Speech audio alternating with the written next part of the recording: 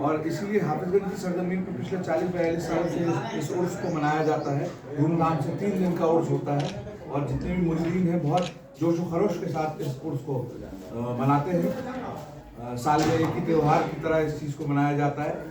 इस उर्स से पैगाम ये जाता है कि हमें आपसी भाईचारा, इतने 40 सालों से मेरे वालिद हजरत सैयद आबाद मियाँ हुजूर, जिनका इंतकाल हो गया पिछले साल, पर्दा फरमा गए, उन्होंने मैसेज देने की कोशिश करी कि समाज में जुड़ के बहुत कुछ हो सकता है। और सुई धागे का काम किया उन्होंने, कैंची का काम नहीं किया। तो मेरे बुजुर्गों ने हमेशा सुई धागे की हैसियत से काम किया, सीने का काम किया। इसीलिए गैर मुस्लिम तबका भी हमारे साथ पूरी तरीके से खुल के जुड़ा रहता है। मियाँ सैयद आबाद मियाँ हुजूर का पहला सालाना उर्स शरीफ है और हजरत का 42वां उर्स शरीफ है। तो मियाँ के सालाना उर्स शरीफ जो आबाद मियाँ साहब का है, आबाद मियाँ के बारे में भी बताते चलूँ। आबाद मियाँ साहब देश के वजीर आजम अटल बिहारी वाजपेयी के बहुत करीबी दोस्त थे और उनके साथ कई विदेश दौरे किए हैं।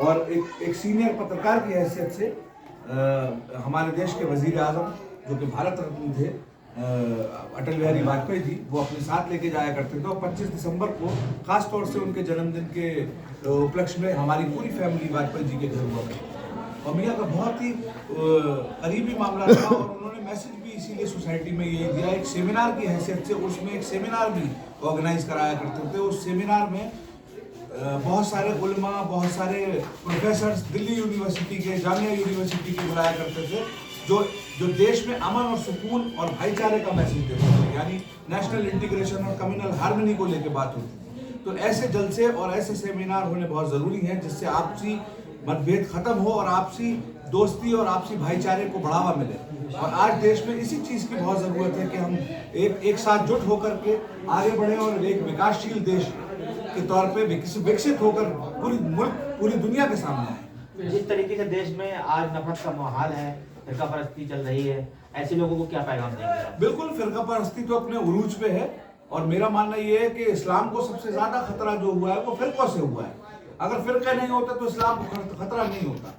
अब छोटे मोटे अपने भाईचारे एक दूसरे की दरगाहों पे जाके परेशानियां होती हैं, दिक्कतें होती हैं, उस चीज में इजाफा होता जा रहा है, जबकि उन चीजों को खत्म होना चाहिए। क्योंकि हम सब एक ही बिरादरी से ताल्लुक रखते हैं, सारे खानकाही एक ही खानकाही हैं, सारे मज़ारात एक दूसरे से जुड़े हुए हैं। उन्होंने सूफीज़म को बहुत ज़्यादा फैलाया। सूफीज़म का काम ही अपने आप में फ्लेक्सिबल है। सूफीज़म बहुत फ्लेक्सिबल है, सूफीज़म रिजिड नहीं है। वो ये नहीं सिखाता कि हमें किसी को मारना है, काटना है, पीटना है, ऐसा कुछ नहीं करना है। बहुत ही साधारण तरीके से अपनी जिंदगी को बसर करने के लिए सूफिया इकराम ने काम किया और उन्हीं का ये मैसेज हम आपको देना चाहते हैं। लास्ट क्वेश्चन है मेरा कि हाफिजगंज की सरजमी के अलावा कहाँ पर उर्स होता है? हाफिजगंज की सरजमी के अलावा हजरत सैयद इरशाद मियां का हुजूर बम्बई कल्याण में भी होता है, शीशगढ़ जो जिला बरेली में है वहां भी होता है, हाफिजगंज में भी होता है और शकरस बहेड़ी के पास जो जगह है वहां भी होता है। कई सालों से 85 साल से ये उर्स होता आ रहा है। हमारी खानकाह का इस बार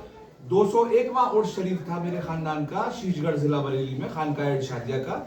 और साथ ही साथ 66वां उर्स शरीफ था हजरत सैयद इरशाद मियां हुजूर का, और ऐसी आबाद मियां हुजूर का पहला उर्स शरीफ। तो कुछ भी बताने की जरूरत नहीं पड़ी, हजरत ने सब कुछ बयां कर दिया अपने कुछ शब्दों में ही।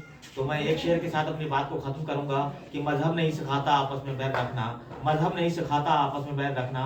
हिंदी है, हम वतन है, ये हिंदुस्तान हमारा, ये हिंदुस्तान हमारा, ये प्यारा भारत हमारा। जिंदाबाद।